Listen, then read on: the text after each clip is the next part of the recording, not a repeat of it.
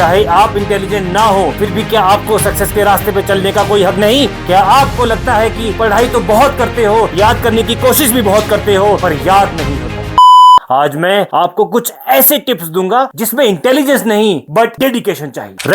Repetition एक ऐसा concept है जिससे आप किसी भी स्किल को मास्टर कर सकते हैं। जब आप किसी स्किल को बार बार प्रैक्टिस करते हैं तभी आप उसमें परफेक्शन अचीव कर सकते हैं। बस थोड़ा सा हार्डवर्क और आप किसी भी चीज में परफेक्ट हो सकते। Be jack of all trades and master of one. This will only be possible if you practise one thing so many times that you become master and perfect in it. I will now give you my own example. जब मैं school में था then I had PCM and biology, but I was very weak in biology and then I worked so much only in biology that I became one of the best in biology. हालांकि इसके लिए मुझे बाकी लोगों से ज्यादा मेहनत करनी पड़ी, पर जब मंजिल सामने हो तो घबराना नहीं चाहिए और मेहनत से डरना नहीं चाहिए। बाकी लोग देखते ही रह गए और मैं उनसे बहुत आगे निकल गया, सिर्फ स्कूल में ही नहीं बल्कि लाइफ में भी, क्योंकि मैंने अपनी स्ट्रॉन्ग हैबिट से लर्न किया जिंदगी में हर छोटी चीज की वैल्यू होती है, जैसे रेपिटेशन। आप भी अपने स्किल्स को मास्टर करने के लिए रेपिटेशन और डिसिप्लिन को अडॉप्ट कर सकते हैं। यह आपको कॉन्टिन्यूअसली इंप्रूव करने में हेल्प करेगा और आपको अपने गोल्स अचीव करने में सपोर्ट करेगा। Now I will give you 5 tips to become the master of repetition. First, create a practice routine. अपने स्किल को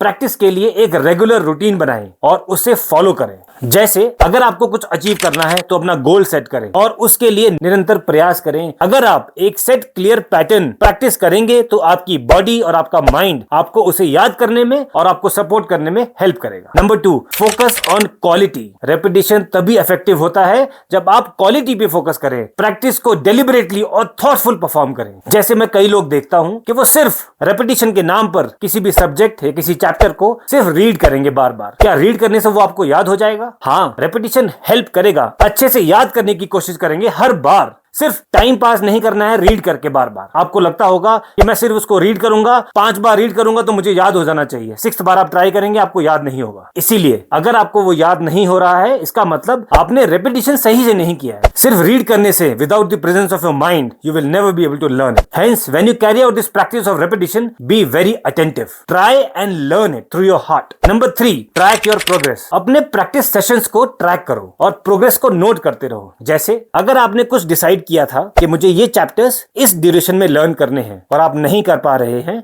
तो आप घबराए नहीं। जैसे अगर आपने डिसाइड किया था कि इन चैप्टर्स को मुझे इस ड्यूरेशन में लर्न करना है पर आप नहीं कर पा रहे हैं, उस चक्कर में ऐसा ना हो कि आप जल्दी जल्दी इसको रीड करें और छोड़ दें। आपने ऐसा नहीं करना है, but still you have to be very deliberate while learning. यह आपको मोटिवेट रखेगा। इस प्रैक्टिस की वजह से जो आपको कॉन्फिडेंस आएगा वो आपको हमेशा मोटिवेट रखेगा। अगर आप सिर्फ उसको रीड थ्रू करेंगे बार बार और फिर आपको याद नहीं होगा तो आप डीमोटिवेट हो जाएंगे। इसीलिए track your progress but with that also focus on the quality. Number 4, seek feedback. You can take a feedback from your peers and friends who genuinely care for you. You would be aware there is a concept of peer studying. When you are studying with your peer group, with that you can evaluate each other. With that you will realize your weaknesses and your strength. Hence आप ये observe करेंगे कि एक feedback लेने से आपको कितना support मिलता है, आपको कितना कॉन्फिडेंस आता है अपने ऊपर। And number 5, stay patient. Repetition एक ऐसी प्रैक्टिस है जिसके लिए पेशेंट होना बहुत जरूरी है। नहीं तो अगर आपको लगता है कि मैं 1 या 2 या 3 बार लर्न कर चुका हूं पर मुझसे नहीं हो रहा है और आप गिव अप कर देते हैं, ऐसा नहीं होना चाहिए। क्योंकि आपका पोटेंशियल आपके फ्रेंड के पोटेंशियल से या आपके कॉम्पिटिटर्स के पोटेंशियल से डिफरेंट है। अगर आपको कुछ अचीव करना है तो शायद आपका पोटेंशियल उससे कम है,